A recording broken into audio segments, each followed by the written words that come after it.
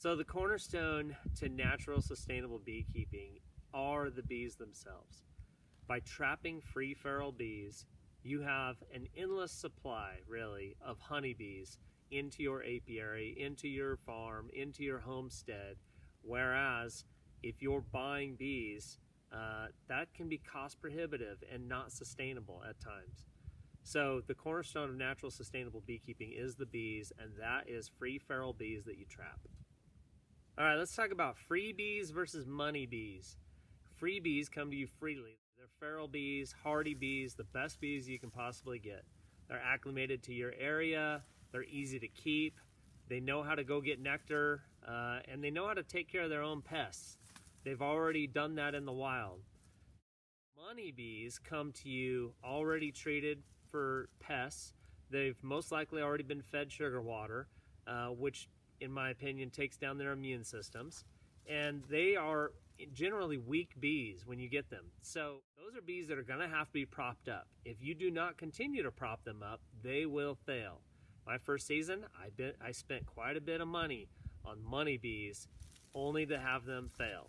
So since then, I've been doing nothing but trapping bees. That's how I've gotten all my bees, and they do much better over the winter and over the summer. They are honey makers, and they're just better bees than you can buy. A swarm trap is a temporary home to trap a colony of bees during swarm season. The bees are looking for a void out in nature, out in intelligent design, to inhabit and to make a brand new home. So what we are doing as swarm trappers is we are trying to mimic intelligent design, and we are trying to lure the bees to our trap. Once they move in, we've basically trapped them at that point. These are all swarm traps and examples of swarm traps that I have used in the past or I'm using presently.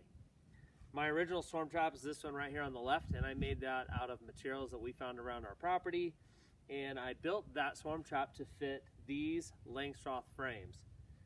So this swarm trap holds 8 of these Langstroth frames. This swarm trap holds 5 of those frames, and the swarm trap on the end there holds 10 Langstroth deep frames.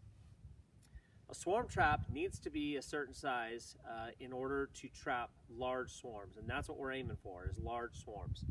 So Dr. Seeley came up with a container size of 40 liters.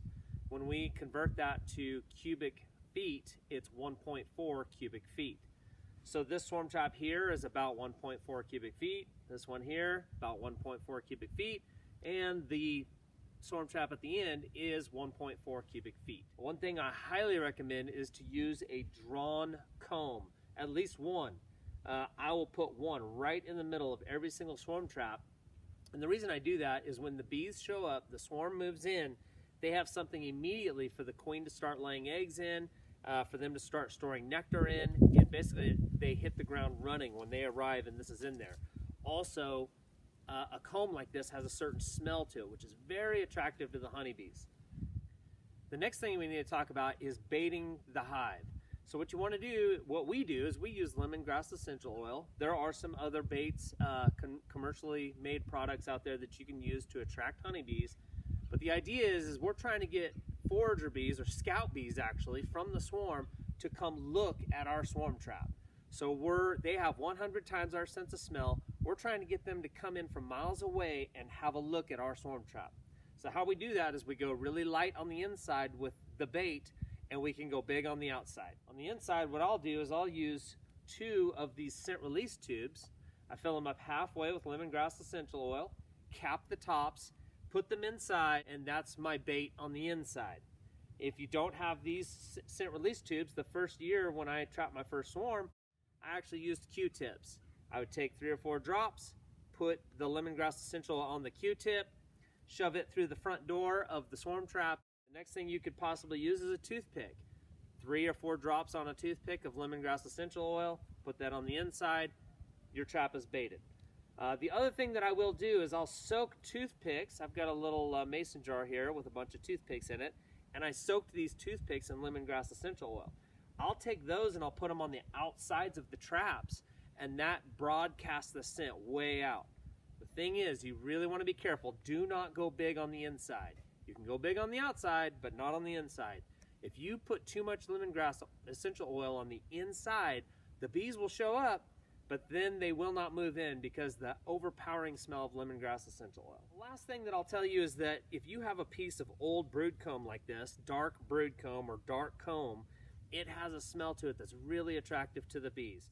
And so if you can take a chunk of this, if you don't have a drawn comb like I have here, and you can put this, a piece of this inside of a frame, it again is very attractive to the incoming foragers or scout bees. And when they smell this and when they find this inside of the swarm trap, it's going to be really attractive to them.